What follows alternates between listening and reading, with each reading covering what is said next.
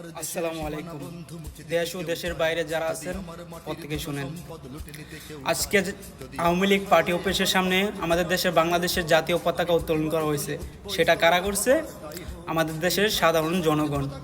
কোনো নেতা নয়, কোনো এমপি মহোদয় নয়, সাধারণ রিস্কাওয়ালা।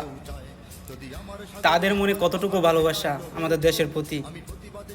আর যাদেরকে আপনারা নেতা বানাইছেন তারা তো আপনার খোঁজ খবরই নেয় না। তো এইসব নেতা থেকে দূরে থাকেন। পরবর্তীতে আপনারা যাকে নেতা বানাইবেন বুঝে শুনে নেতা বানাইবেন। আসসালামু আলাইকুম। আওয়ামী লীগের বাঁধি অফিসে আমরা পতাকা উত্তোলন করছি। আমার সোনার বাংলা, আমরা গর্বিত যে এখনো আওয়ামী লীগ ঘুমন্ত নয়। 5ই আগস্টের পরে আজকে আমরা হইলো বাংলাদেশে আওয়ামী লীগের বাঁধি অফিসে আমরা পতাকা উত্তোলন করছি। আমরা গর্বিত।